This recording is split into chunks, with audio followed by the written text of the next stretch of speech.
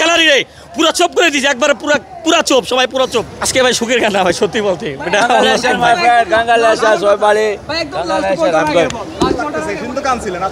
আজকে সত্যি বলতে সদবোধ ভাই, কারণ কে বলবো ভাই যে 11 ওভারে ওরা 74 রান 1 উইকেট, সেখানে ম্যাচ তো শেষ হয়ে গেছিলো, ওখানেই মনে হয় ম্যাচ শেষ হয়ে গেছিলো।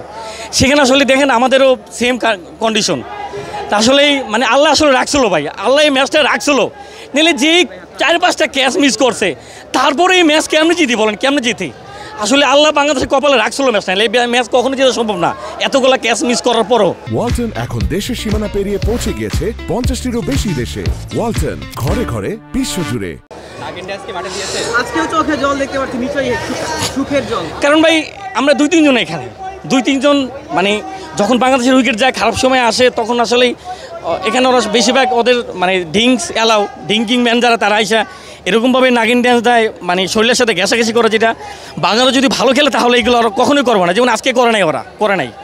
তা অবশ্যই ভালো লাগে ভাই, কারণ এই জয়টা অনেক বেশি দরকার ছিল।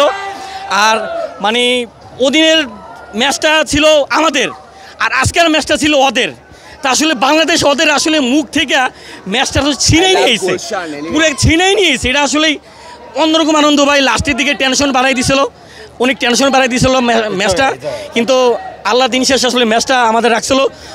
তবে মানে আমি আসলে যে শামীম পাটোয়ারি দেখেন একদিক দিয়ে ডট বলটা চাপে রাখছে, আরেক দিয়ে তানভীর আইসা মানে পটাপট উইকেট, মানে চারদিক দিয়ে আসলে অসাধারণ ছিল।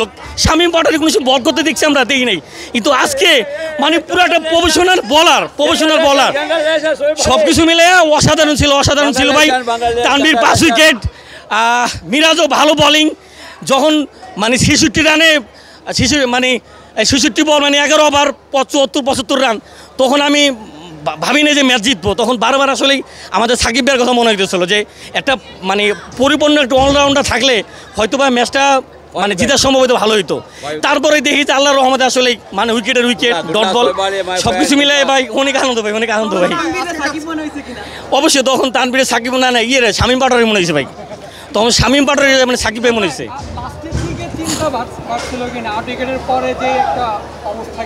ভাই আমাদের তো একটা সমস্যা আছে ভাই, আমরা হারা ম্যাচ জিতা ম্যাচ হারে দেখা, তা বারবার ওটা মনোবত ছিল মানে এই মনে গেছি, তা শেষ পর্যন্ত জয় হয়েছে ভাই, এটাই আসলে আনন্দ, আনন্দ সবাই চোপ করে দিয়েছে ভাই, পুরো গ্যালারি রে পুরো চোপ করে দিয়েছে একবারে পুরা চোপ, সবাই পুরো চোপ। আজকে ভাই সুখের গান না ভাই, সত্যি বলতে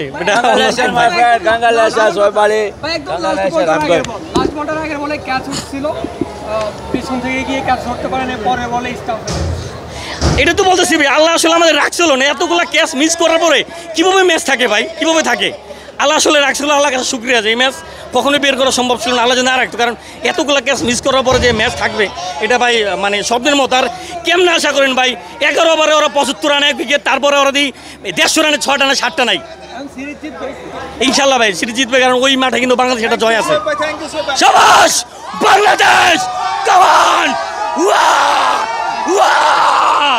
বাংলাদেশ।